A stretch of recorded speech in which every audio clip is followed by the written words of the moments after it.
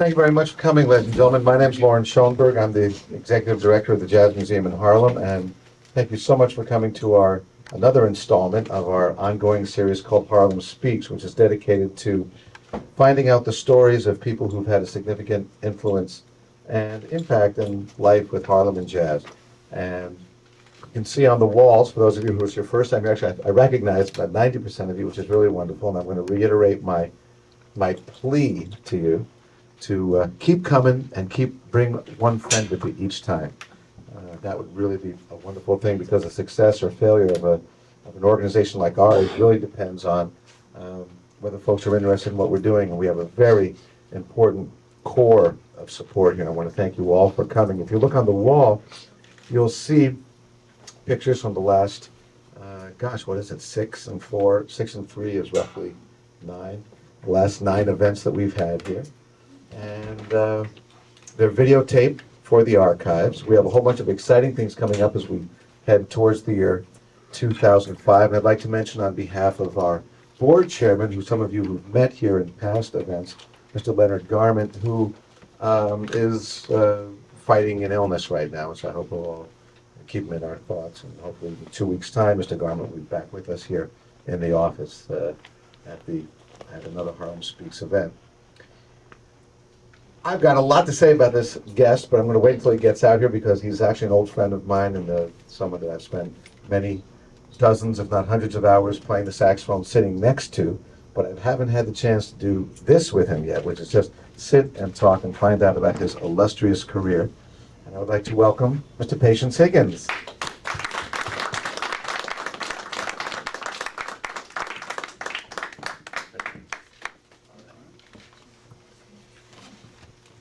Patience needs no introduction. So I'd like to ask you, just for starters, where do you currently play when you play in Harlem?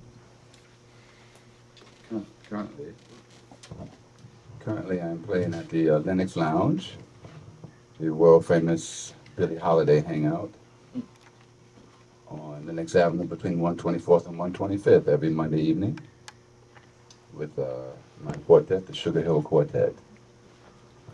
Who's in the quartet? We have Mr. Andy McLeod III on the contrabass, and Mr. Dave Gibson on drums, and Mr. Marcus Persiani on the piano.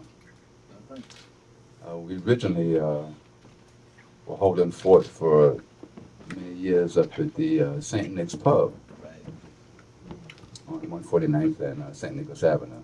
Didn't you do a record there? Yes. Right. I did a CD there on the Maple Shade label called Live in Harlem. And this club has a lot of history. It was first owned by Lucky Roberts, the pianist who's in this picture right here. And it was called Lucky's. And people like Billy Strayhorn used to hang there.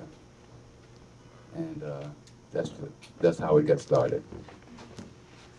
Well, I think what we're going to do now is we're going to kind of trace an arc. In other words, Patience is someone whose name you'll see playing. I mean, he plays all over the world, but in Harlem specifically, in clubs, leading his own band and doing things. What I'd like to do now is kind of we got you there talking about where you're playing, and I'd like to find out about the whole story, the whole long story that brought you to the point to where we know you now. Now, for instance, when you lead the band, and when I've seen you play with your own band, you're playing the tenor saxophone. Right. But I can tell you, as a professional musician myself, that Patience is one of those rare individuals who has a reputation in the music business that he, not only does he play a lot of instruments, because there's a lot of people who play a lot of instruments. They play the saxophones, they play the clarinet, but he plays each one like it's his main instrument, if you know what I'm saying. It's a whole another level of expertise, and that's why, I mean, he won't say this because he's too modest to say, but I can say it. That's why you've been on on that A list here in a very rabid environment in the music business for decades, and because he does all these things. So you'll see him on a record playing the baritone saxophone, or playing the alto saxophone, or playing the clarinet, or playing the double reeds, or playing all these different instruments. And that's been one of the great things that I've observed about you. So I've always been curious about all this happened. So I'd like to take it back to the very beginning, and also mention that that we videotaped these events for the archives. These will be part of the Jazz Museum and Harlem archives. Please raise your right hand. No, I don't remember. And so I'd just like to ask you, how did it all start for you? And when were you born, and how did music come into your life? Well, I got into music a very curious way. When I was in my last year of elementary school, I'm from Greenville, South Carolina.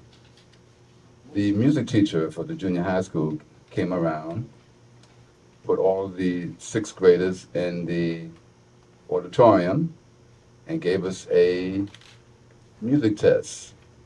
Like he would play two notes on the piano, which note is higher, which note is lower, which note is longer, which note is shorter. A series of questions like that. And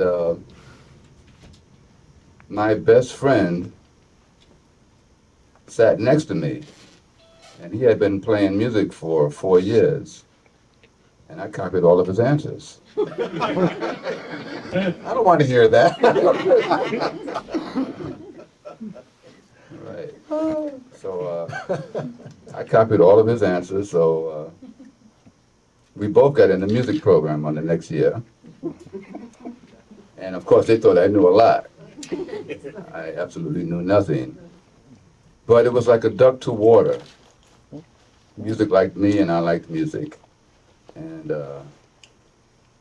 I wanted to play the trombone because in the southern states, you know, they have the marching bands that play at football games and parades. And the trombones are always out front.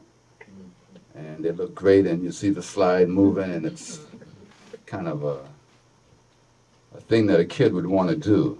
It's flashy. But the music teacher, had an ulterior motive. Because when I asked to play that instrument, the teacher told me, well, your arms are not long enough to reach seventh position. Which, of course, is not true, but at that time I didn't know any difference. But we have this instrument here called a clarinet.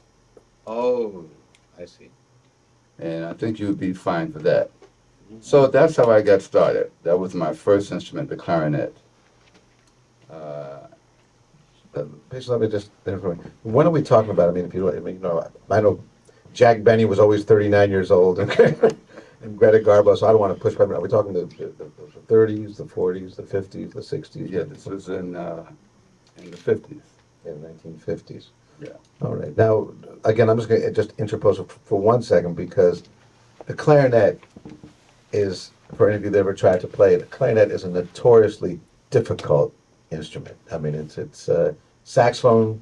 Saxophone you can fake. I mean, saxophone you can fake a little bit of trombone. Clarinet's a clarinet. So then what you're saying is that the guy wanted to play the clarinet, knew that you couldn't actually play the trombone. Exactly. Kind of got you to do it. Now, who was this person, and what school was it at? And where was all this happening? This was happening in Greenville, South Carolina. And my first music teacher was a gentleman by the name of Mr. Green. And a very astute gentleman, always wore a suit and tie, and kind of like a pillar of society, and one of those kind of teachers who also went to the same local church. And soon after, I actually started playing piano also at his urging, which I'm very, very grateful for, because I think every musician should play the piano. And so I was simultaneously playing the piano and the clarinet, and soon actually began playing the piano in Sunday school at a Baptist church, at the Baptist church that I went to. Patience, were you an only child? Were there brothers or sisters around? I was an only child. And did you, when the clarinet happened, was it a school clarinet, and was there lessons with Mr. Green, or Right, how does it was the school clarinet, and I was in the school band, and then I had lessons with him. And then I graduated to the saxophone, to the alto saxophone first. and then eventually to the tenor. And the other instruments didn't come until later, much later, actually. But that's my beginnings, the clarinet, the piano, and then the alto sax. Had jazz come across the horizon for you yet, or was it marching band music? Not at all. I knew nothing about jazz whatsoever. It was strictly like marches, maybe light classical music, things like that, Sousa marches. But no jazz, no jazz. I do remember when I first received my first jazz album, though, which I still own, and still can't figure out. Because it was a Thelonious Monk album, which a girlfriend gave me at the time for a birthday present. And I said, wow, what is that? It was Thelonious Monk with Johnny Griffin and Roy Haynes. Five spot. Live at the 5 spot. And Ahmed Abdul Malik on the bass. And I still have that album, and I still play a couple of tunes from that album. It was just, of course, at that time it was just like, wow, what are they doing? I had not a clue to what they were doing, but I was just fascinated by the music. So did you play in the various orchestras and groups at school? I mean, Yes. what was there, a symphony orchestra, a concert band? Right. You mentioned the marching band. Where were you actually playing these instruments? In what context? And were you in a rock band or a pop band of the day or anything like that at that time? Well, we had those orchestras that you named. We had the marching band. We had a symphonic band that we played school concerts with and things. The marching band like we played like football games and things like that. And then in high school, I got together with some friends and we formed a band for social functions, like maybe dances or wedding receptions, things of that nature. And we were playing mostly R&B, pop music, dancing, listening music like that. Still no jazz. Just give an idea, like what were some of the first songs that you actually learned to play on the saxophone? Well, I was kind of like into the Motown and Stax records, Atlantic, those kind of things. What kind of groups' musics were you covering with that band? Like what kind of songs was it? And how did you go about learning them? Like did the band make their own arrangements, or was there someone who was the leader of the band, or was it kind of a group thing? And who were the other people in the band? It was kind of like a group thing. The first band was the leader, a gentleman by the name of Ross Hardy. He was a saxophone player also, and his brother was an organist, Elliot Hardy. And we basically learned songs from the record. We put a record on and we would learn it. We would put the Temptations on and learn My Girl or something like that, or put Marvin Gaye on, or Sam and Dave, or people like that. And that's what I was into at that time. And when I started playing professionally, those were my first professional gigs. Those kind of gigs. No jazz gigs. But by the time I got into high school, I was listening to jazz, but not playing it. What was some of the first live music that you remember hearing? Like was it bands would come down through Greensville and like would they play in the local theater, or would you drive somewhere to go hear music? Like what was some of the first live stuff you heard that really just turned you on and made you say that, this is not just something I'm doing as a kid, but I actually want to do this seriously for a living, because that's a huge jump. Some of the first live music I heard were actually community orchestras playing symphonic music, playing classical music. And that really turned me on, seeing strings and horns and percussion all together. And then sometimes groups would come through town, again, like mostly R&B groups, and they would have bands with them, usually horn band, what we call horn bands, bands with 3 to 6 horns and a rhythm section. And you would go out and see those kind of groups. And that was my first introduction to seeing like live musicians and saying, wow, that's really, really great. And I think I like this. Did you have other teachers outside of Mr. Green, or was that pretty much it? That was pretty much it. And that was through high school days? Right. And was that through the school, or was that like private instruction? It was both. I mean, we were getting instruction in school, and I was getting private instructions through him. I know I played in high school bands myself, and I know of a lot of crazy, funny things happened. Maybe would you like to share some anecdotes with us? Maybe just some experiences. Like, were you actually starting to get in the car and drive to a gig and go doing like little road things, or was it just hometown stuff? We used to do gigs where we would have to hitch a trailer onto the back of a car because we had an organ, a Hammond B3 organ, with a Leslie speaker that we had to transport ourselves. But you know, when you're young like that, you feel like Superman. So I remember those days, and sometimes we would get to a spot and the club would be down the flight of stairs. What goes down must come up. Right. At the end of the evening. So those were some of my first experiences, but it was exciting, so we really didn't mind at all. What was the story with the musicians union down there? Were there 2 unions, or was there 1 union? And were you anywhere? Was this band on the level of where you had to join the union, or did that all come? No, that came much later. We were not on the level of being union members. Mm-hmm. Did any of the other guys in the band become professionals and follow a career, or were you the only one? I was the only one that actually pursued it as a career. So what happened at the end of high school? And how did your mom feel? How did your family feel about your choice to pursue music? I mean, was there support? Was it not? Because I know for many people, a musician's career is something that's not necessarily wanted. They supported it a lot. My mother supported it a lot. I still remember one of the biggest thrills I ever had in my life was my mother coming home one day with a saxophone that she had bought for me. It was my first instrument.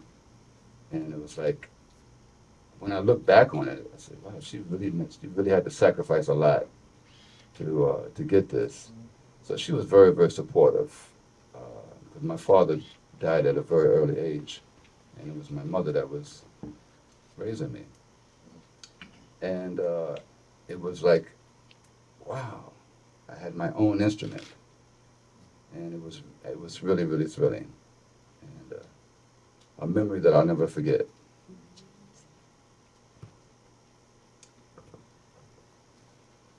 So what happened at the end of high school? Well, at the end of high school, I got my first professional gig, actually with a great R&B singer by the name of Wilson Pickett. Oh, The Wicked Pickett, right? A legend. Yeah. And that was my introduction into the world of being a professional musician, traveling, making money, going to places, meeting people, and going to foreign countries. Could you tell? I'm sorry, but could you just take it back a step and for many of the people here who aren't in the music business, I know they're curious sometimes. I mean, how do you go about getting a gig with Wilson Pickett? I mean, my gosh, I mean, you're playing in a local band, lugging an organ up and down the stairs and driving around. And the next thing you know, you're playing with like one of the great legends. How did it actually happen? Well, what happened, he came through town. And I went to see him and went backstage, and I met the guys in his band. And we became friendly. I got a call later saying that one of the saxophone players was sick, and could I fill in for him just for like 2 weeks? And I said, oh yeah, great, great, great. And the 2 weeks turned into a gig. It was just a matter of being in the right place at the right time and having a contact. That's actually how it happened. You're playing the alto or the tenor or the baritone? I was playing tenor. Playing tenor sax. Was there written music for that band? Did they have charts that you memorized, or was it just follow and It was like follow and find a harmony part kind of thing? You learn from the members in the band. They had all the parts, and you learned the parts. They taught you the parts by rote, and you listened to the records and you learned them. And we were also doing things what we call steps, like the Four Tops and the Temptations, things like that. I was quite a pretty agile dancer back in those days. I've lost those talents. You want to show us a little? Like I said, back in those days, we were stepping, and we were, doing the things with the horns. But that wasn't too foreign because in the marching band you had to, you had to do steps and things like that. But this was for show, like every song we had a routine with steps and playing, and it was exciting, and we had quite a lot of fun doing it, and we actually got to be really, really good at doing these kind of things. We would, like I said, we would have steps and routines for every song that we did, that Wilson Pickett did, and it was good. It was a show. Show. Who were the other horn players in the band at that time, and what year is this from? The band leader was a great alto saxophonist by the name of George Patterson. Oh. He lived in Chicago. He was from Chicago. There was a trumpet player named Curtis Pope. Bass player named Ernest Barnes. The guitar player was Charles Skip Pitts, who was the great guitar player on Isaac Hayes' Shaft, when you had that great guitar player doing the wah-wah pedal. That was Wilson Pickett's guitar player. And there were a couple of other members of the band also. And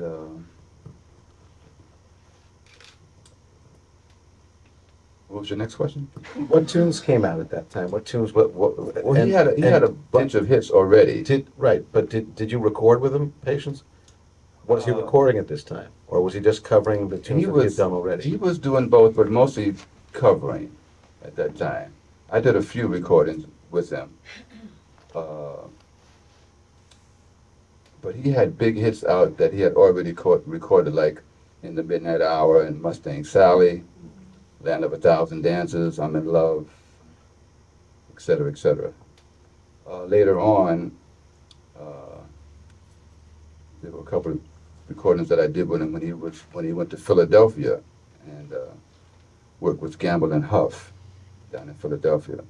He had a couple of songs called Don't Let the Green Grass Fool You and Engine Engine Number 9. What was he there? What was he like? What was it like to be on the road with a legend? It was difficult. He was a difficult person. You never knew what to expect. He could be one of the nicest guys in the world, and then 5 minutes later, like, you don't want to be anywhere around him.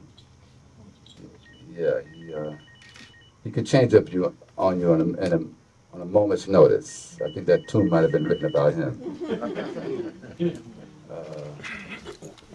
But a lot of those guys from that era had reputations like that. James Brown and Otis Redding and Joe Tex, they were from that old school of discipline. If you didn't go on, if you went on stage and your shoes weren't polished or your uniform was, because he'd be on stage and he'd be doing like that. The audience think that's part of his routine. That's a $5 fine. What's a fine? He's thinking, like, yeah, I'm gonna wait till the midnight hour. He's looking at you. That's $10. And it was rough. So, and then he might call these meetings at like 2 o'clock in the morning, and to ball you out. And it was funny, like you come on stage and say like, wow, we really sounded good. Oh, the band was like really great. And then he called us meeting and said, you guys sound like high school guys. You sound like, can't say that word, but. So it was all a psychological ploy to keep us on our toes. So he didn't want us to think that we were sounding good and like we would go out and take it for granted. So as soon as we thought we were sounding good, he would always break us down. Okay, we're gonna have a rehearsal, 3 o'clock in the morning. No, jeez. Ouch. And then, sometimes we got there and we would be saying to ourselves, oh, we didn't sound too good tonight. And he wouldn't say anything. So you couldn't figure it out, but years later I found out that was part of his psychology, as we called it. But I got some great experiences. My first traveling experiences. And we went to Europe, we went to South America, we went to the Caribbean, we went to Canada, we went to Japan. Did a lot of traveling with him. He was very well received everywhere he went. This is what I think makes things like this so interesting, is when people can hear, when most people go see the show and they see the slick horn session up there and they're doing the moves and they're playing and everybody claps and they go home and they don't know about the reality of the musicians' lives and the dues you pay and the things you go through in the 22 hours of the day that's not the 2 hours on the stage and all that kind of stuff. And I wonder if you could just share even just more things like that, just about what was it actually like. What kind of life did you lead? Were you on a bus most of the time? Right, when we were traveling in the States. Doubling up with two people in a room, or what was it like? We were definitely traveling on the bus. And sometimes when you have one-nighters, sometimes you would, what we call, go through the night. That means you do the gig, finish the gig, you get back on the bus, you travel to the next town. That wasn't always the case. Sometimes you would be in town for a week or something. We'd all have hotels, single rooms usually. But yeah, a lot of traveling on the bus. And what was the longest that you'd be away from home? And where was home at this time? Was home still in South Carolina? no, or I'd come up to New York by then. Well, Yeah. tell us about that. How did that happen? How did you come to New York the first time, and where did you live, and how did it happen, and who did you meet, and all that stuff?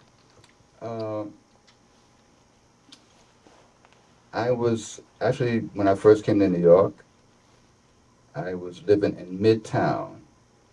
I met a friend of mine, a very dear friend to this day, trumpet player, and we got a loft in Midtown on 7th Avenue and 50th Street. I've been in town like a month. I was actually staying with relatives in Queens, and met this trumpet player at a jam session. And he said, well, I'm looking for a place. I said, well, I'm looking for a place too. I said, well, why don't we get a place together? So I said, fine. So he said, I know these guys, they have a place where you can play music all the time in Midtown. I'm going to go up there and ask them if they know of any other places. So he goes there and he said, well, we're moving out of this place in a month. You can come in here. And that's how I got to find my place in New York. And in this building that I was living in, it was a musician's basically a musician's building. And a lot of musicians either taught there or had rehearsals or practiced there. Not that many were living in the building, but Milt Hinton had a space there, Clark Terry, Selden Powell, and Tony Elise. And so I got to meet. The piano player, Tony? Yes. All right. Mm-hmm. And so I got to meet Milt Hinton because he kept a bass in the building. Milt Hinton was, of course, the most recorded bass player in history. And he had different basses around town. He had 5 or 6 basses, depending on where he would get called for a recording session or a jingle. And so I got to see him, meet him, just running into him in the building. And of course, that was a thrill. And he was one of the nicest people I ever met. And got to meet Selden Powell, who became my mentor. I'd like to just interrupt you one second, just because just to promote about Selden Powell, because that's a name that just may not resonate with most folks. I mean, they may not know who Selden was, and then he was. Could you just talk about the kind of work he did and how he was respected in the profession, although he just may not have been a name that most people knew, although he was a great jazz saxophone player. Right, he was definitely a great jazz saxophone player who did time with the Basie Band and the Thad Jones, Mel Lewis Band, and many other projects. And he was a musician, a consummate musician who did a lot of studio work, recordings, jingles, and Broadway. And could do everything, played many instruments, sight read, everything, you name it. He became a mentor to me. And if I could like fast forward a little bit, when I met him, he was doing a show, a Broadway show called Ain't Misbehavin'. Cool. And he says to me one day, I'd like for you to come in and look at the book. I said, wow, that'd be great. Of course, I had no idea what Broadway was like. So I walk in, and I look around, and there's 7 musicians. I say, wow, well, like, why would I even think about being here? Because it was Hank Jones on the piano.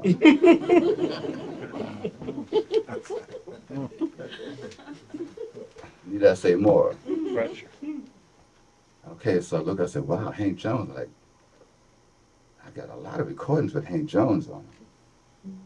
And then I look over, and it's Arvel Shore on the bass. I said, wow, that was Louis Armstrong's bass player for like 25 years or so.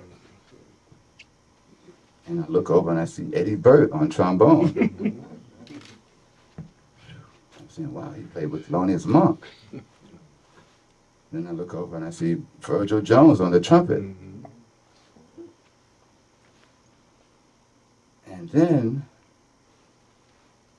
I see Norris Turney on alto sax and clarinet, who was Duke Ellington's saxophonist after Johnny Hodges. I said, well, this is nice, but I know I won't be here. So, Ain't Misbehavin' was the music of Fats Waller. And by this time I was like really into jazz and music, and I had been, really into the history of the music, studying the music, listening to the music.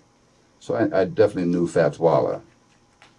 So with Selden's encouragement, like I say, he was one of the great musicians around the New York area. He encouraged me to come in and give it a shot. So I did. And the next day, he gives me a phone call, and he starts the conversation out like this. He said, yeah, Hank Jones called me up today, and he says to never. I said, oh, There he goes. Then there was that pause. Says, never call anybody and tell you for yourself unless you call patients first. Ooh. Right. So I have to say also that one, of course I was extremely flattered and just knocked out. But when I went in to play the show, needless to say, I was nervous. I'm a pretty calm person. You know, looking around at these giants, and Hank Jones, right before we started to play, Hank Jones looked at something I'll never forget. And I always remind every time I see Hank Jones. I just saw him a couple of weeks ago. And we still chuckle about this to this day. He looked over at me and gave me the most beautiful smile that I've ever seen. And it just completely calmed me out. Just made me at ease. And so I was able to go through the show. And needless to say, I was thrilled with the outcome. And so Selden, like I say, my main mentor, and I also had a couple of other mentors, Jerome Richardson and Frank West, who I studied flute with. And they really taught me the ropes of being a musician that can able to be a professional musician, not just a musician, but be able to be a professional musician in New York. And they told me a few things. They said, well, you know, there are 10,000 saxophone players in New York. You see them playing on the subway platforms, you're playing in the street. And they're really, really fine saxophone players. They said, what's going to distinguish you from other people? They said, anybody can be called for a job. The important thing is, are you going to be called back? That's what's important. And he says, and they told me, he says, a few things that I pass on to students that I teach now. One, if you're called for a job at 8 o'clock and you show up at 5 minutes to 8, technically you're on time. But the band leader is probably never going to call you again because you've given him a heart attack. Right. So if you're going to take a job, always pretend that you're the band leader. If you're the band leader, you're definitely going to be there to see that everything is in place. Where do I plug the outlets? Where are the outlets? Where do I plug in?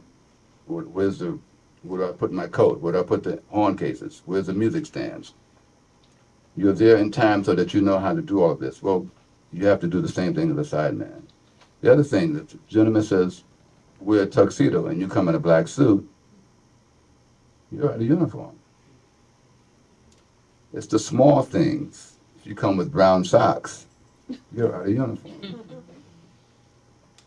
And the other thing was like, yeah, there are 10,000 saxophone players, but how many play flute and clarinet? So they stress the doubles, and they stress reading. Hank Jones told me to read a new piece of music every day. Hank Jones says he reads a new piece of music every day. And it doesn't have to be related to your instrument. Take a piece of violin music. Take a cello music, piece of cello music. Take something written for trumpet. And the idea is to be reading all the time so that your sight reading skills are good. So that's what people know me for in New York. It's my ability to, whatever instrument that I'm called on, I treat it like it's my first instrument. And my sight reading. And thanks to these mentors.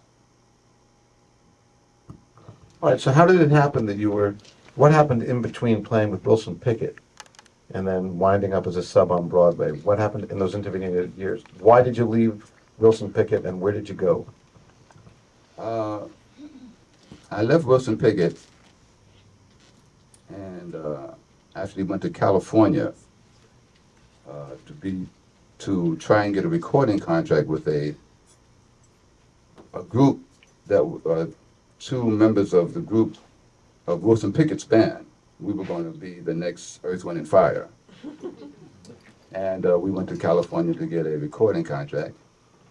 And that didn't work out.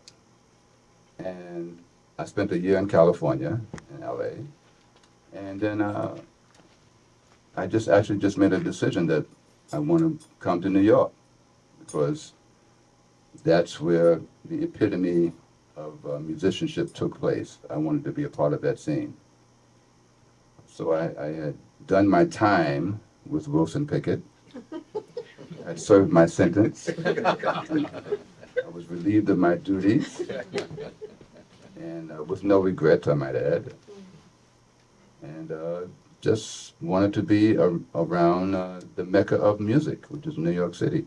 It's been every musician's dream since the beginning of music in this country is to come to New York. And not only musicians in this country, from all over the world, to come to New York because this is where it's at. So when you became the #1 sub on the show for Selden Powell, again, I just want to stress it just again for folks not in the music business. I don't know what the analogy would be, but that's like, I don't know, a doctor coming to New York City like right out of med school or something like that, and next thing you know, he's the second in charge of Mount Sinai or something like that. I mean, it's that's a rapid rise up the elevator there because there's people in New York who frankly who spend 30, 40 years trying to get on the Broadway show, trying the Broadway thing. But clearly Selden peeped something with you and just saw that you were someone that he could trust. And I guess it's all about trust because if I could just share this one short little thing, in Broadway shows, as I understand it, I mean, they do all kinds of tricks to people, I've heard. I mean, and I've heard that somebody will come in to audition in a Broadway show, and if somebody doesn't want that person to get the gig, they'll actually go in and, at the point where the star singer is singing the hit song from the show, they'll write in the music, play loudly, or something like that. And this poor person is sitting there, comes in, bum, ba bum, bum, and that's the end of that. You never get called back again. So the fact that somebody like Selden, and I'm just trying to bring it, that people like Selden and Hank Jones placed such tremendous trust in you as a young man, because you must have been a baby at the time, here in New York. I mean, that's just such a tremendous achievement. So what happened after that? Did you find that all, that Frank West and all these guys were starting to throw things your way, and that how did all that happen, and how did you maintain the blowing part of your life? Like most people here know you from leading a jazz band in a club, which you still do, and all the other stuff that you did where they don't see you, which is when you're in the recording studio or you're playing on Broadway or you're on tour with some wonderful performer. How did you keep all those things together? Well, basically, these gentlemen began to, like you say, turn me on to different things. They would send me to a recording session or a jingle session or even just a rehearsal. Right. And you make contacts. And then people begin to hear what you can do. And basically it started like that.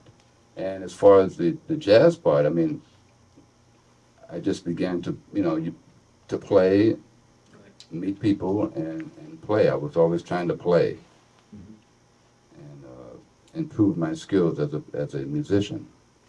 And that was my main objective, just to improve my skills.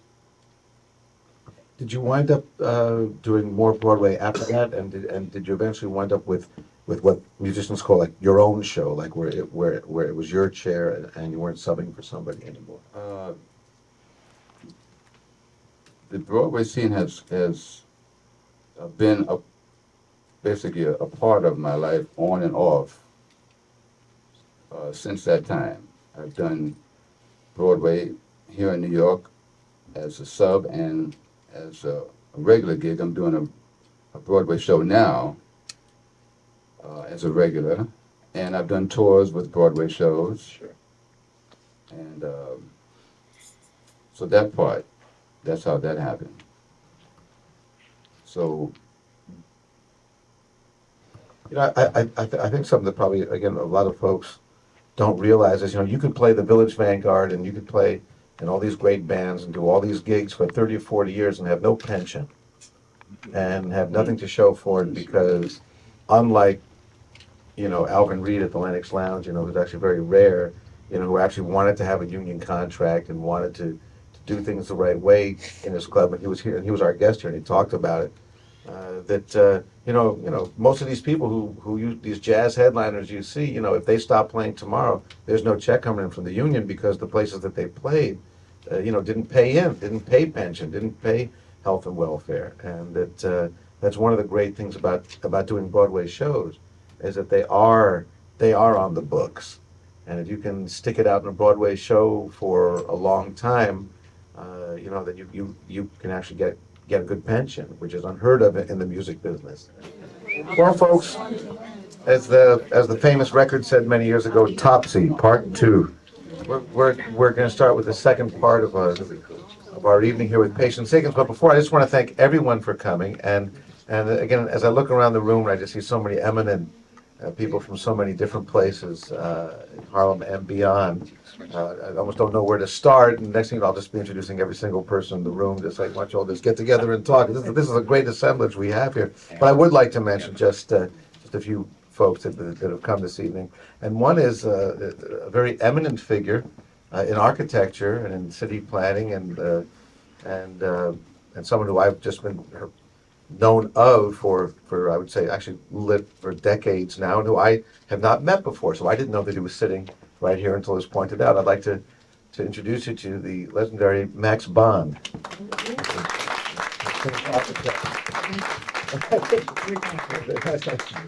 Pleasure to have you here. Also, our co-producer of the series, Harlem Speaks, and the editor of Harlem World, Mr. Greg Thomas. And also, Greg, actually, the gentleman that you introduced me to, I wonder if you could introduce, because he's a friend of yours. There's a gentleman here who is a jazz photographer, but he's better known as one of the founders of what was colloquially known as the African Street Festival and is now known as the International African Arts Festival in Brooklyn, held for years at Boys and Girls High, Mensa Wali.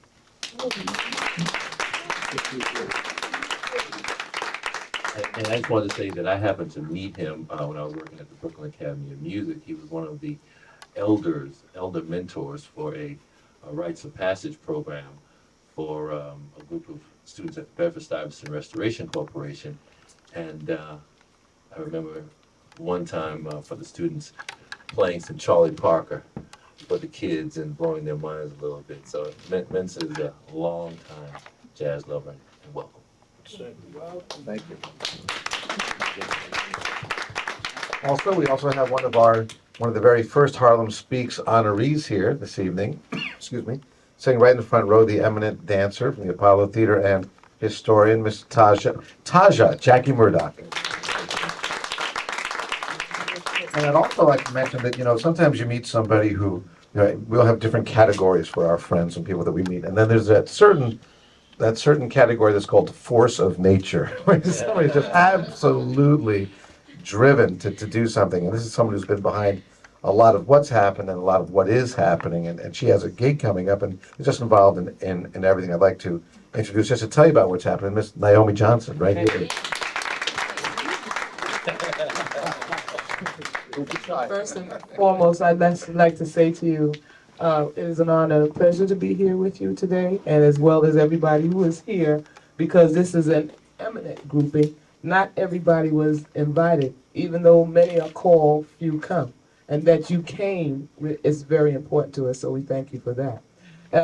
Diamond Red, who has been in the community for a number of years, he does Cab Calloway like Cab Calloway wish he could. The brother is absolutely awesome, and I say that humbly before you because we're trying to get a coalition together so that musicians, dancers, and singers are well spoken for in the community, and that means $1 and a donut as opposed to anything other. That's a colloquial for getting paid. They need to get that. There are other organizations from Mr. Alvin Reed, who is sponsoring this program that we have coming up October the 16th. here's the plug, October the 16th, 2004 at the Center. We have a cornucopia of things happening with not only young people, but middle-aged people and seasoned citizens. And it's vital that everybody try to make their way there and or support us at the Cotton Club any Monday night. Peace and blessings, family. I love you all. Truly, thank you so much for loving jazz music. Thank you. So the gig tonight, we should be putting in place in a bit. And also, I'd like to mention, there's so much happening, and just most importantly, probably most significantly this week, this coming weekend at Columbia University, there's a huge Count Basie celebration going on with a very special photo of dancers being taken, and then Saturday night, there's a big dance ball up at Columbia with the original people who are left from the original Basie band. It's going to be very exciting, so you should all patronize that. It's easy to find that. You'll see it in all the papers and everywhere, and that's just coming up tomorrow and the day after, actually. Yeah, this is Thursday. Flyers for that. Oh, thank you. Here it is, the Count Basie. Myself and the Jitterbug kids will be attending. Okay. We gotta do it. That's right, that's right. If you don't do it, then nobody else is gonna. Hello. And for those people on the internet, the address is www.basie100.com. And I don't want to be like Dick Cheney and give the wrong email address. You read about If you heard about that, but during the vice presidential debate, Cheney kept giving the address of this website to verify what he was saying was true. Well, he gave the wrong website address, so the people who owned the wrong one put up a thing saying, from George Soros saying, saying something else. We don't want to get partisan here, but anyway, just kind of interesting. But anyway, it's 100 Basie100.com. Now, Thank you. enough with all that. Love you all. Peace. Love you and too. blessings. Take care now. Showtime. To take it back to our focus this evening, this great man right here, Mr. Patience Higgins. Let's welcome Patience back. Now, you mentioned, you just mentioned in passing, as we were talking about all this other stuff, that you happened to have played in the Ellington Orchestra under Duke Ellington's son, Mercer Ellington. You were chosen to play in that band. Were you on the road with that band? I certainly was. And by chance, did anything happen on the road? Some things that we That can't you talk can about. tell us about. That's what I was going to say. What can you tell us? Again, I became a part of the Ellington Orchestra by word of mouth. Mercer Ellington, who's Duke Ellington's son, was looking for a saxophonist. And one of the members in the band, trombonist Raymond Harris, recommended me. Told Mercer, said, man, there's a guy here that we should get. And the history of the Ellington Orchestra was like that. Duke basically got his guys through word of mouth. Someone would come back to him and say, wow, we heard this guy, you gotta hire him. Or, everybody from Billy Strayhorn on. But anyway, it was a road band. We did a lot of traveling. And during the course of my tenure with the band, we played every country in Europe. I mean, every country. Several times. We would go to Japan yearly. I went to Japan 5 times with the Ellington Orchestra. We would go to South America, went all over the Caribbean, all over the United States, Canada. Did a lot of traveling. It was wonderful. Playing the music of Duke Ellington is like, there's nothing like it. It's like, it's magic. It really is. There's something magic about Duke Ellington and his music and the spirit of that music. It's something really magical about that. And I was honored to be a part of that. And so you want to hear some stories, huh? Okay. Yeah, of course I do. Well, let's see. I can see the edit filter going. No, no, no, no. No, A no. long list of no's. Um, well, I'll just give you a couple of experiences. One of the most unusual things that I saw was what they call the midnight sun. Sweden. We were at the Pori Jazz Festival From Finland. in Finland, which is very far north. And great, great festival. And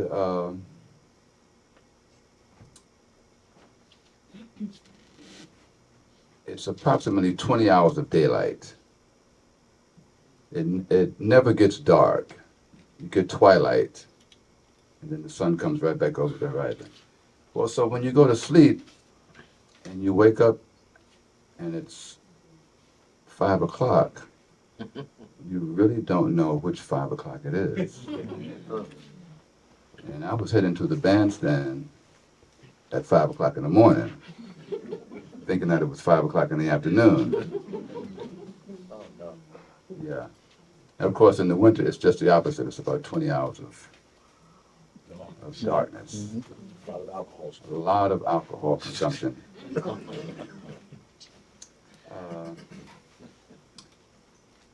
Another interest, many interesting experiences. One that I always remember was going to Brazil, to Rio de Janeiro, and seeing the statue of Cristo Redentor, Christ the Redeemer, overlooking the city. Just magnificent. And seeing the integration of people in Brazil. There's every color in the rainbow. And just beautiful people, and everybody walks in rhythm, if you know what I mean. It's like rhythm is part of the society. Everybody has rhythm. It's amazing.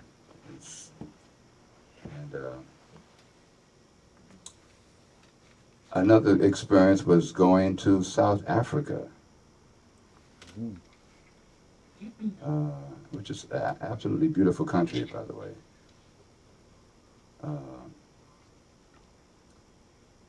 And going to Johannesburg and Cape Town and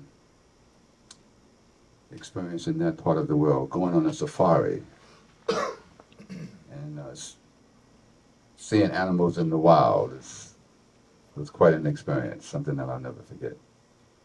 There are many, many others, and I've just been very, very fortunate that music has enabled me to see some of the great places in the world and do some of the things that I read about as a kid in books. I actually got to see and do.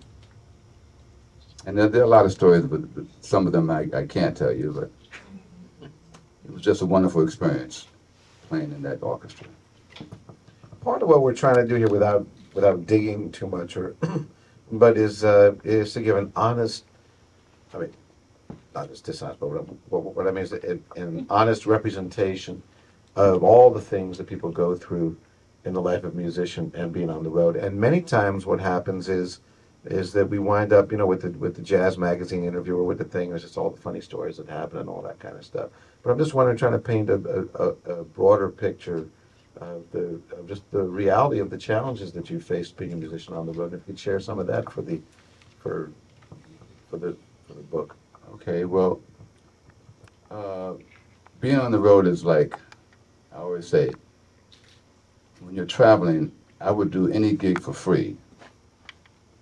And that's the truth. I would do any gig for free if you paid me for the travel time, the rehearsal time, the sound check time, my personal practice time. You paid me for that, I do the gig for free.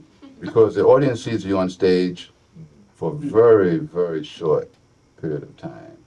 And that's what they see. They don't know about that long bus trip that you took to get there, or that 2-flight day that you took, or the sound check, or the rehearsal. And when you're traveling, you do that. This is part of the job. there are times when you do a gig and you literally get back on the bus and you have to drive to the next city because you might have to drive for 7, 8, 9 hours to get to the next city. And it's taxing, but the music is what redeems everything when you do play. That's the redeeming factor. It's not an easy lifestyle. If you want to say, like, if you're used to eating at 6 o'clock every day, forget about it. And yet people always see you when you're on the bandstand and they say, "Oh, you look like you're having so much fun up there." And I wish, and I wish I could do that, as though they think that it's just that you just so with your saxophone and that's it. Exactly. And they don't realize all the dues that you've paid. It's a lot of dues. Could you talk about some of the dues paying? Well, the first due starts just learning how to play an instrument. That takes years and years of dedicated study and practice. That's a lot of dues. As Loren knows, Loren is a very, very accomplished musician. You spend hours and hours and hours and days and weeks and months and years practicing, studying. And it never stops. You never get a PhD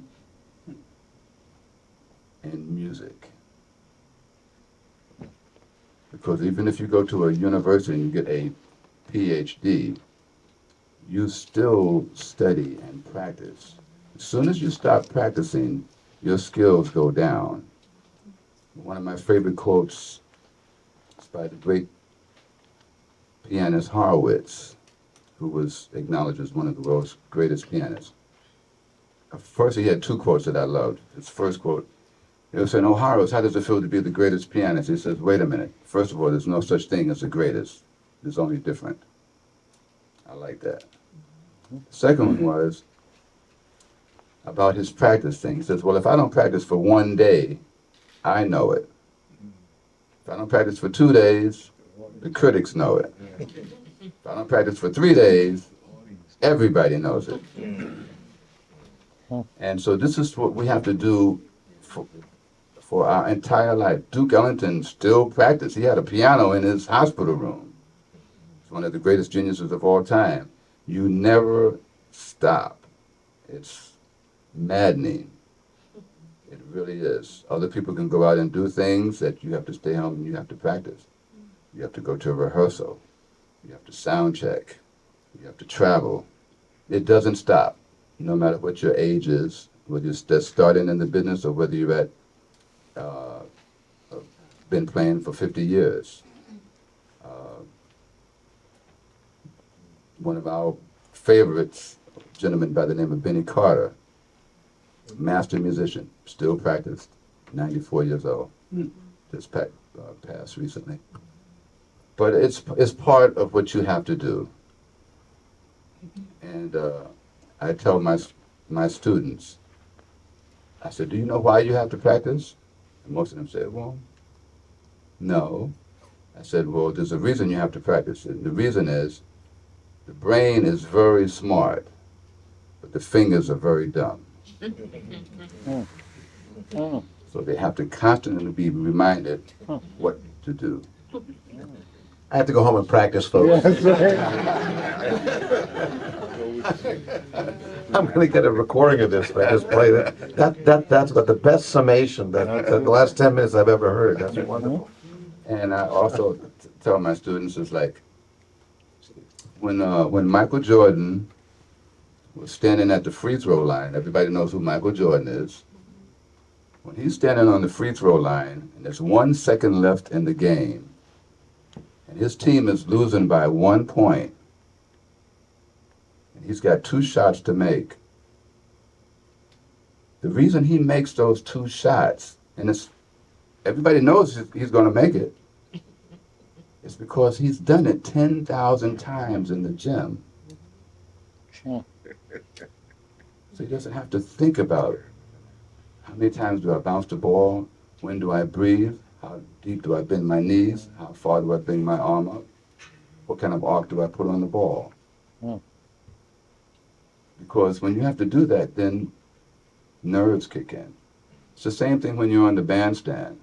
If you have to think about how far do I have to put the mouthpiece in my mouth, how high do my fingers come off the keys, how much air do I have to put in the horn, how many flats are in the key of D flat, it's too late. It's too late. So that's why you have to do it over and over and over. And you have to find time when you're traveling. Sometimes you're traveling an 8-hour bus trip. You have to find time sometime during that day to find a period of time to practice. You really do. It's very, very challenging. It's very, very challenging. If you could just isolate for us in our closing, start the closing segment of the interview, about all the people you've worked with. No, I mean, I just punched it up on the internet to look at the records that you've made and saw this list of all these, just from A to Z, all these different things that you've done.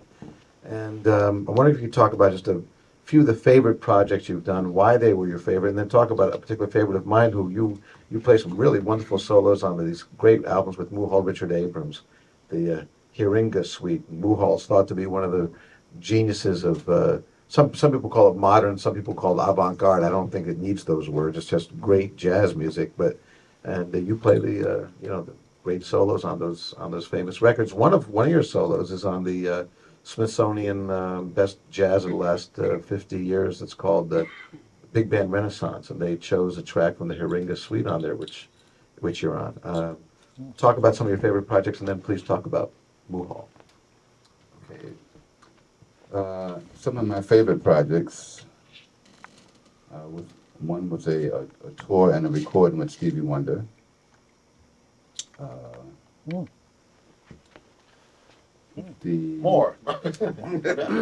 More. More, please. I mean, how did that happen, and what was he like? Stevie, one of the nicest people in the business, and a true genius. Mm-hmm. No question about it. Just lives, breathes, and eats music 24 hours a day.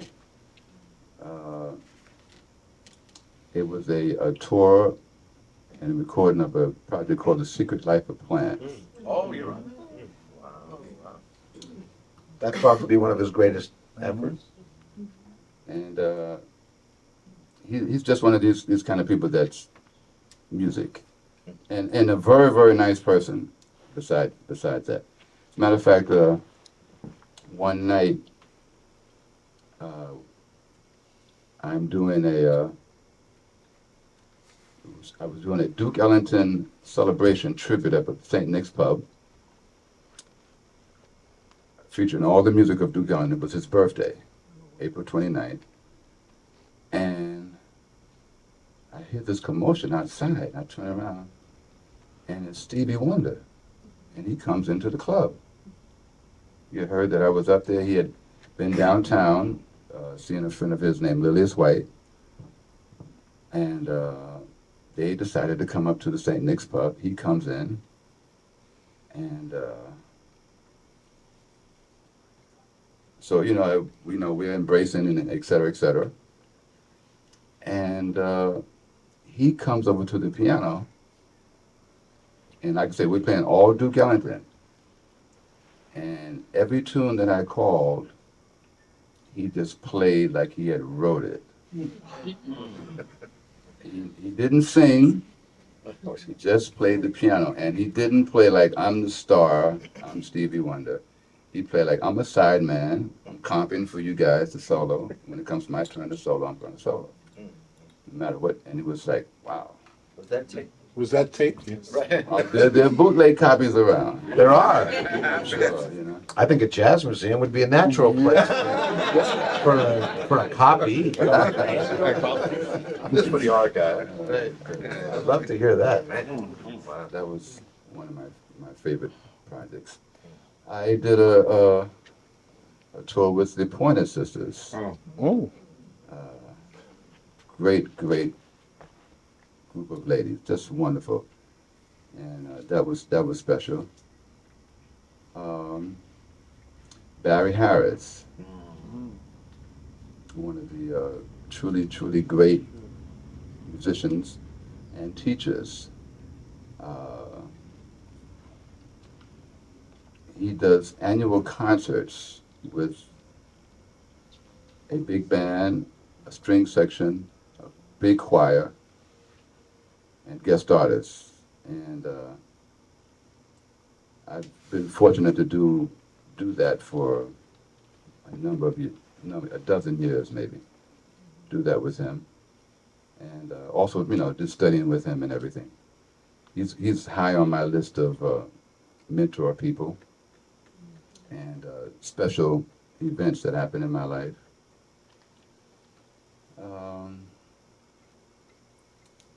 Muhal Richard Abrams. I met Muhal Richard Abrams through a fellow musician by the name of John Purcell. And Muhal is one of those extraordinary musicians that can play everything from ragtime to the seventh moon of Jupiter. And just one of those kind of people. You say, oh, play Jelly Roll Morton. It's all over it. Or play Bud Powell. Or Herbie Hancock. And then Muhal.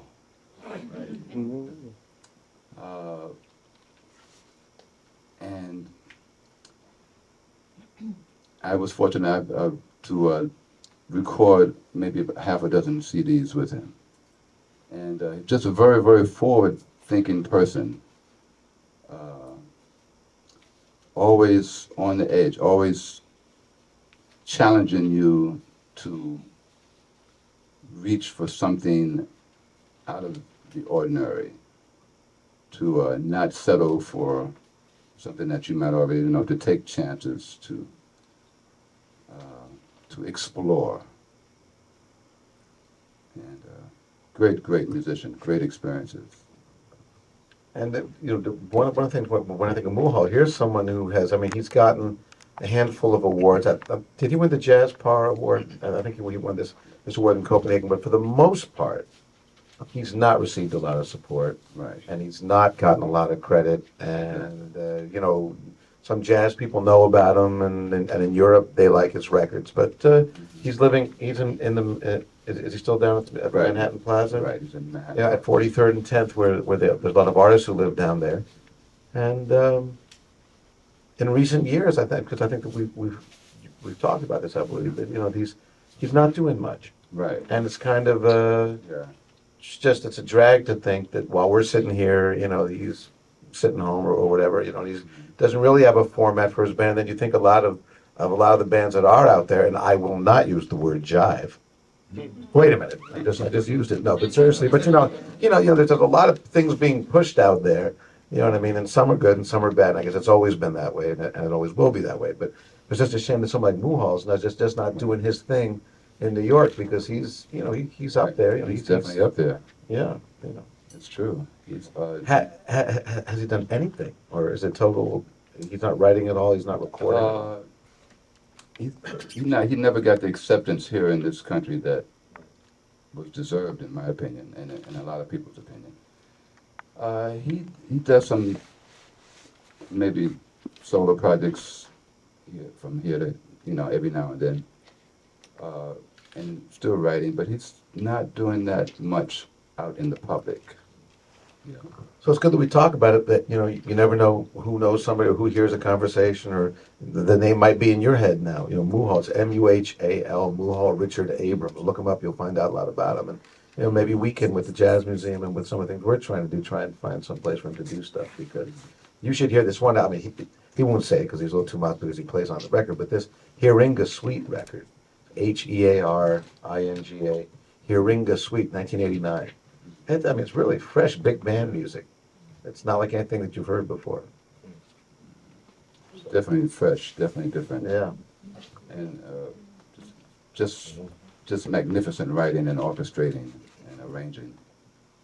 He's to me, he's like an extension of Thad Jones,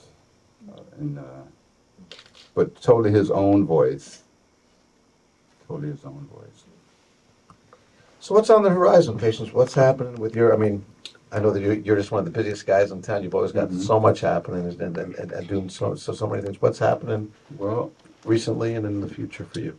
uh, one of the things that I'm doing right now is with someone that I've been working with for a few years now, and that I really, really admire and love, and think that he's just a genius at what he does, and that's Savion Glover, and who is the protege of Gregory Hines. And Gregory Hines said that Savion Glover is the best tap dancer that ever lived. And he works with a quartet that I'm a part of, and he is a jazz. Savion Glover is a jazz musician, and his instrument are his feet. That's his instrument.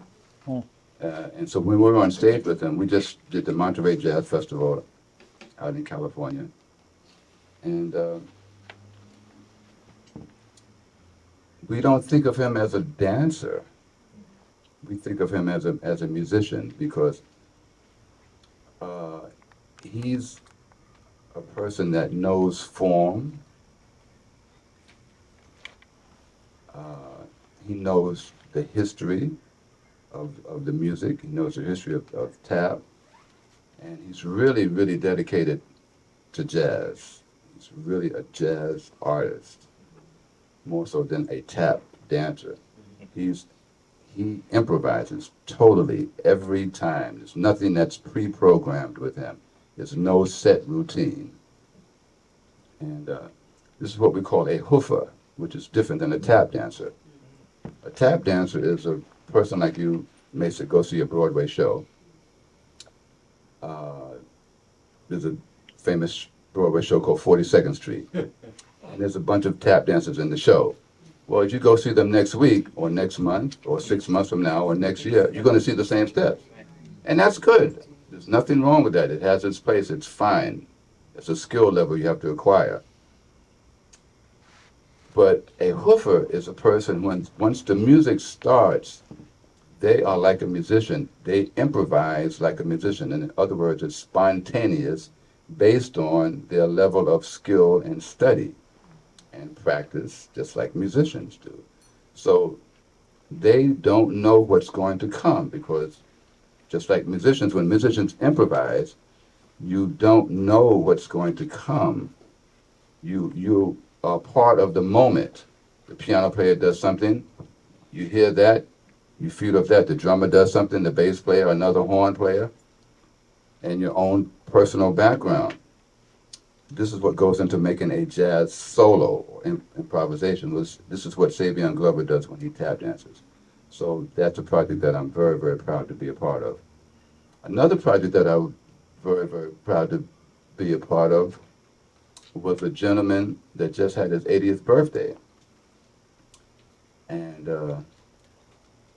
I learned so much from this gentleman. His name is Bobby Short. And I'm sitting next to his musical director. Well,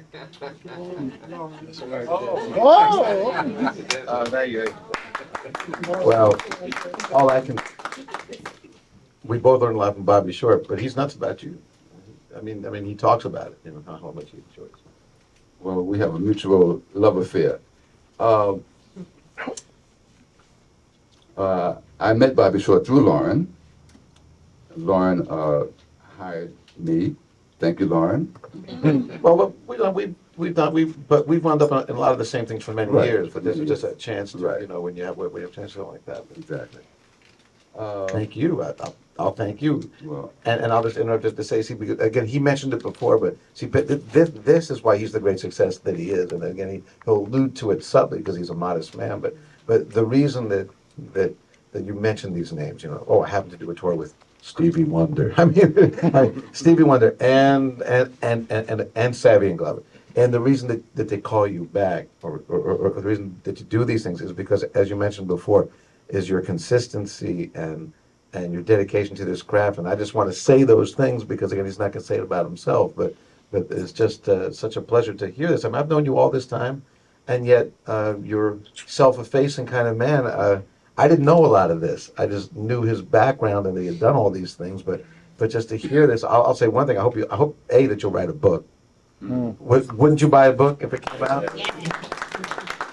And B, you know, with your teaching that you do, because you do teach, I know that I hope that you do more, and I hope that that there'll be a way to really share this with a lot of people, because you bring to it such a breadth of experience. It's amazing when you just contemplate those things that you've done, because it's one thing for people actually who also just play jazz music, but you've been on the highest shelf of the jazz thing, and also all these other things too. So you bring to it all these other things. Like I said, I've been very, very fortunate, and very, very thankful that I had a chance to meet certain people in my life that influenced me on such a high level to strive to be the best professional musician that I could be. And it's a continuing process. And which brings me back to Bobby Short. Like every time that I perform with him, I see this level of excellence that never falters. He never takes a night off, in other words. It's like never phones what we say, phone it in. Never does that. He respects the music too much. I remember the first time that I worked with him.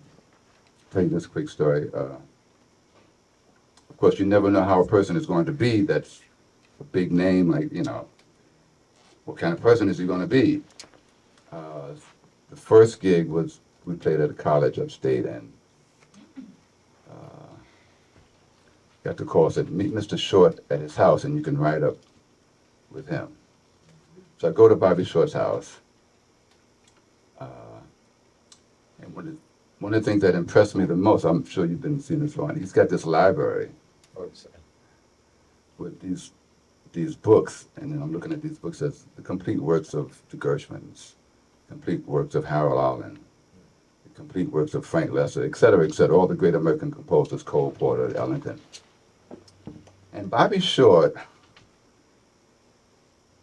not only can sing and perform these songs, but he does something that very, very few people do. He knows the verses to these songs. That's the beginning part that you hardly hear anybody do. So you might know a song like Night and Day, or Our Love Is Here to Stay, or just one of those things. Well, there's a whole section that's written before that part that you know that no one does. I mean, Ella did it, but there's very few people. Bobby Short knows this. I mean, thousands of songs, and they're just beautiful. So I learned all those kind of things from Bobby, and just his level of excellence. So it's always a joy to be with him. What's coming up in the future? Where can we come hear you play? Is it every Monday night still at the Lennox So every Lounge? Monday night up at the Lennox Lounge, so please come up. We're there. We start at 9:30 until about 2 o'clock. That's with the Sugar Hill Quartet. I'm going to be performing with Savion Glover at NJPAC, which is the New Jersey Performing Arts Center, in November, and that's going to be with Bobby McFerrin. Wow. So definitely come and see that. That's going to be very, very special. And then the next thing is going to be in New York with Savion. It's going to be at the Joyce Theater, first 3 weeks in January. So that's going to be a special event. And I'm doing a Broadway show, Avenue Q, which won the Tony Award for Best Musical this year. So you can come and see me there. At this point, we usually open it up to the audience for other statements and/or questions. Are there any? Is there someone who'd like to add something? Okay. You mentioned that when you moved to New York, you moved to Midtown. But you have a long-time association with Harlem. In fact, one of your recordings is live at St. Nick's.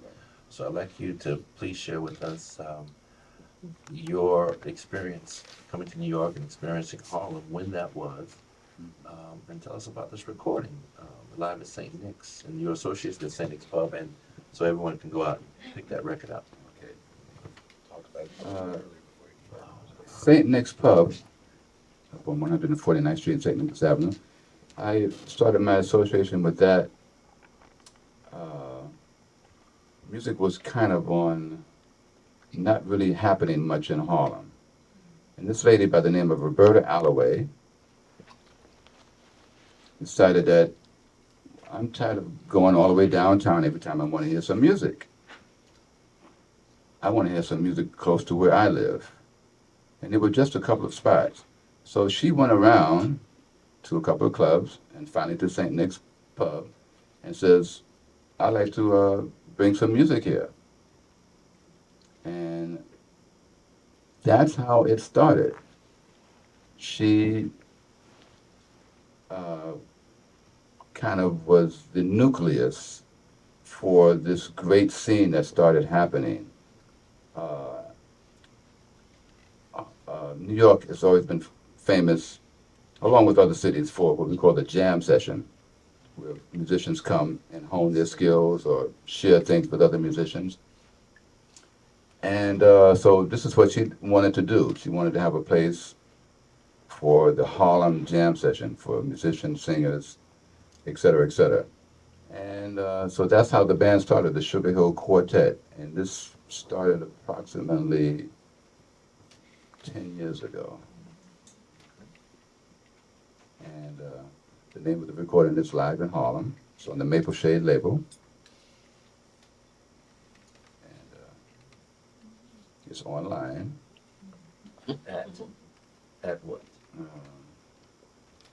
I couldn't tell you off the top of my head. If they put in Patience Higgins in the Yeah, search engine. right. It'll come up. Exactly. You put in Patience Higgins on the search. Mapleshade. Right, or mapleshade.com. Maybe. Any other questions, comments? Pat? Oh, thank you, Mr. Higgins. How did you come to be named Patience? The question was, how did you come to be named Patience? Okay, well, I'll tell you what my mother told me. Well, first she wanted to give me something to try and live up to. Okay. And the other one was that her and my father were trying to start a family, and unsuccessfully. And so they went to a doctor to have physical checkups, see everything was all right. And the doctor said, everything is fine, just keep on doing what you're doing and have a little patience.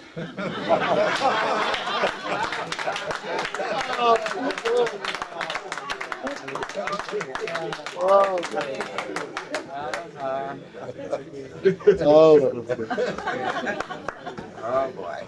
How about Excuse me, Loren. fortitude? Oh, that was If I had a sister, her name would have been. I'm sorry, Todd. Taja. In your one-night travels, did you travel through the South? And if so, did you experience racism? You know, because you told such wonderful stories, I didn't hear anything negative about anything. I wouldn't say overt racism. I didn't experience any overt racism. I came along at the time where we could stay in hotels that were, and eat in restaurants, and swim in swimming pools, and all of that kind of thing. So I didn't experience any overt racism, per se. And I did travel through the South. Yeah.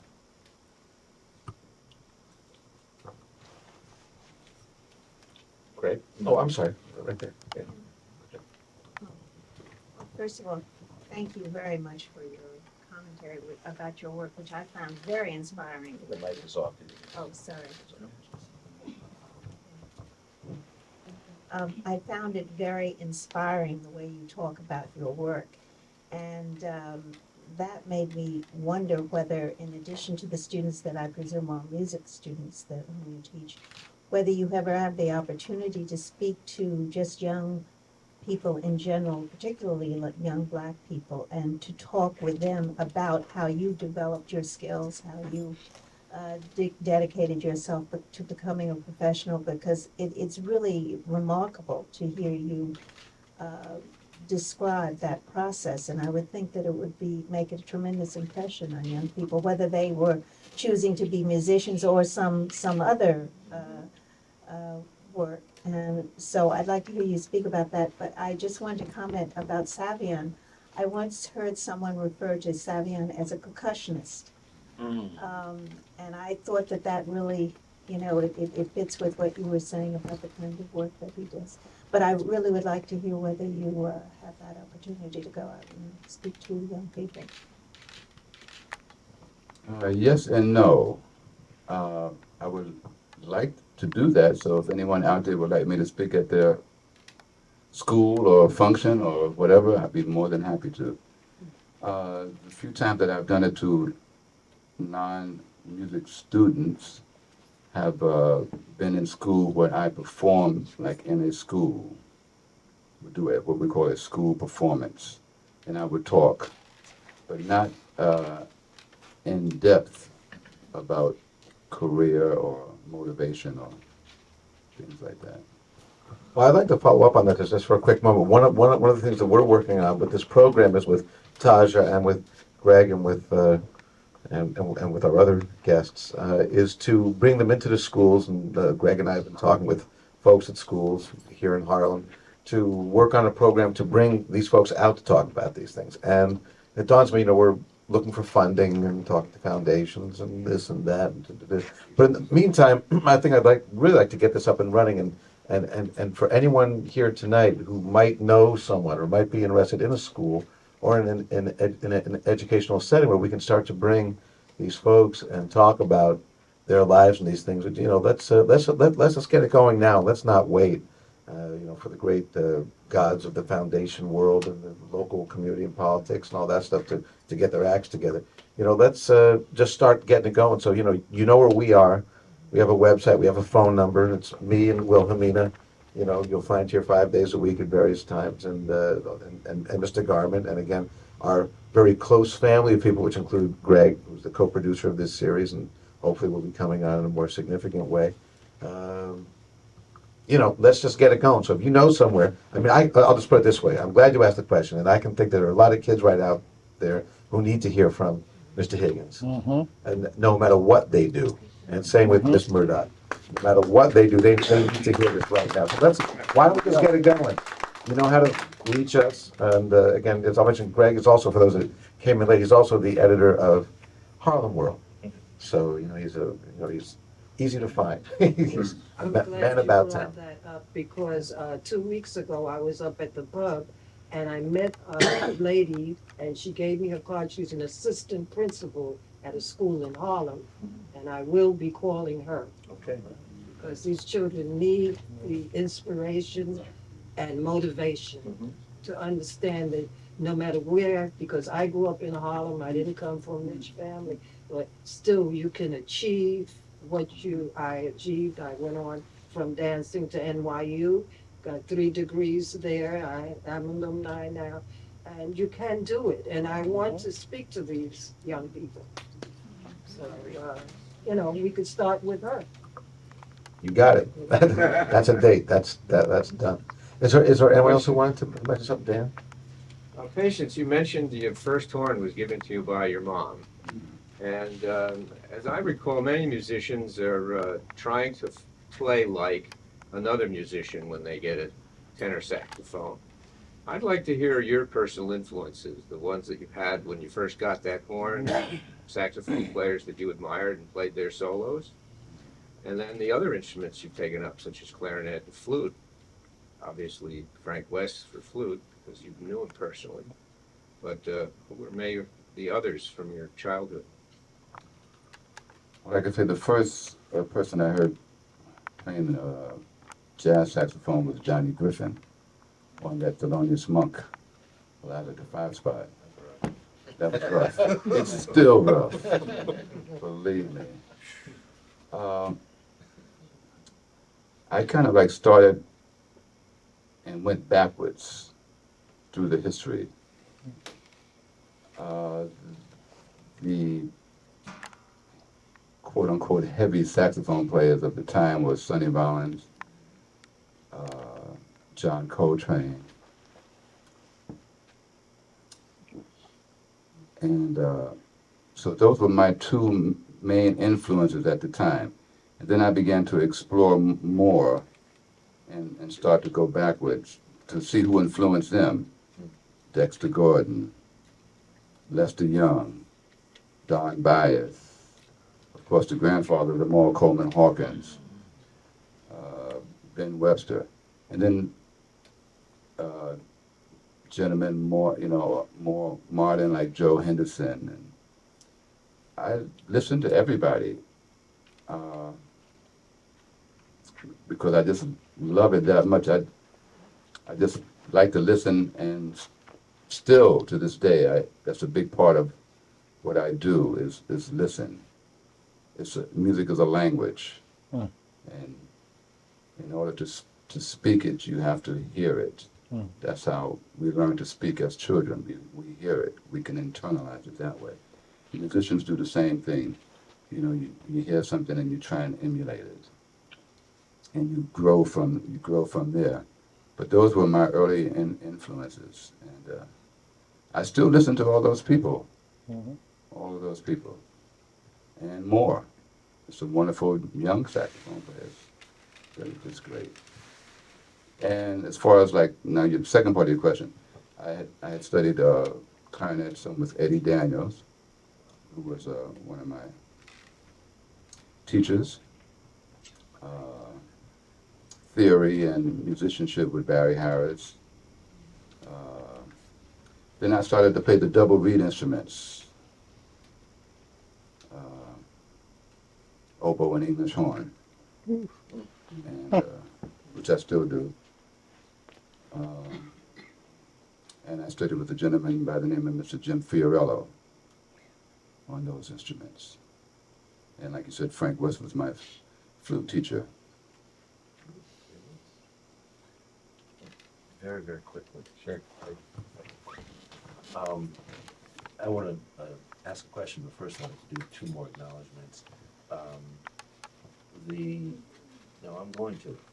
The young lady to my left, she asked a question, but she did not identify who she was. And for the record, I want to state that this is Jean Carey Bond, the wife of Max Bond, yes. In her own right, she is a children's book writer. In fact, one of the books that I most remember when I think I told you this, when I was like 5 or 6 years old, is it Brown is Beautiful? Brown is a Beautiful Color. She was an editor with Freedom Ways magazine, and she's a longtime political activist, so I want to welcome her and acknowledge her.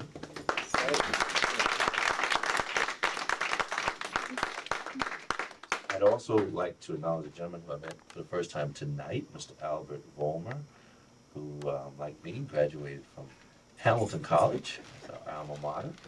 And he is the founder, as Loren mentioned to me, of the Harlem Blues and Jazz Band. Harlem Blues and Jazz Band. So welcome, Mr. Vollmer. And very quickly, did you all, before I came, I'm sorry for being late, did you all talk about how you two met, actually? Did you discuss that? If you did, I don't know if we want to talk about it. If you're at liberty to discuss that. No, they didn't. And a question that Ms. Bond asked me to ask: what do you think of today's popular music? Hip hop. Today's popular music.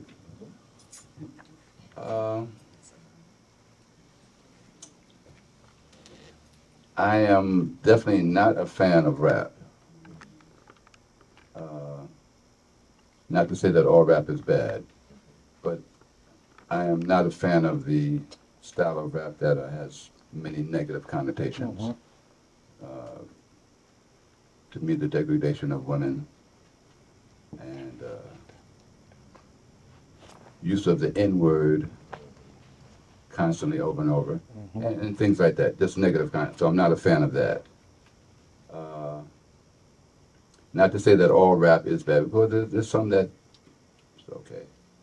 But I don't listen to it. So that's just my personal take on it. Pop music, I don't know. There's some okay singers out there, but when I think of a singer, I think of Ella, or Billy, or Sarah, or Carmen, or Betty, or Nat King Cole. Skills. Right. Skills. Yes. I mean, pure and simple. Practice. Skills. Straight up. Skills. I mean, that's all I can say. Okay. What was the other part of the question? When did you guys first meet? Oh, Not sure. On the bandstand somewhere? Or like at a festival or? somewhere on a bandstand, I'm sure. I think it's probably with John Lewis. That was it. We were both in an The, orchestra called the American Jazz American Orchestra. Jazz Orchestra with John Lewis from the Modern Jazz Quartet. You may remember John Right. Lewis. That's I think that's exactly how we right. met. You're exactly right. Well, That's how so, we met.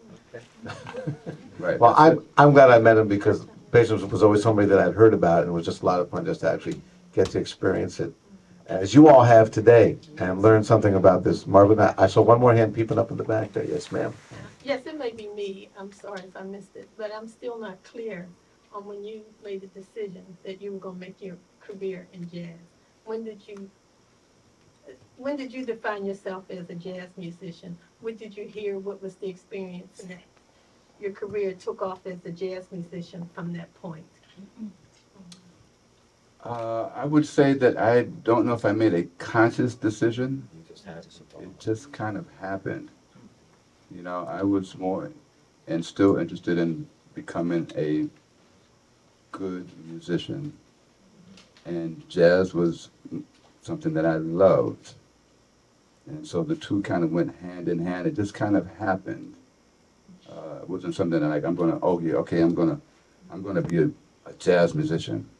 It didn't happen like that. It just evolved.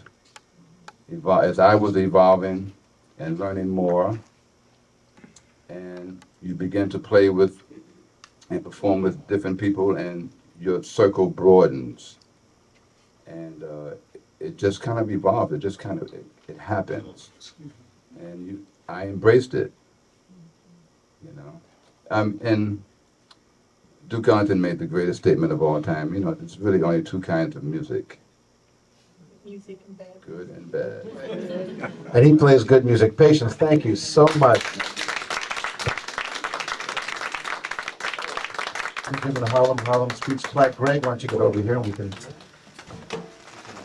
Give our presentation to Mr. Higgins.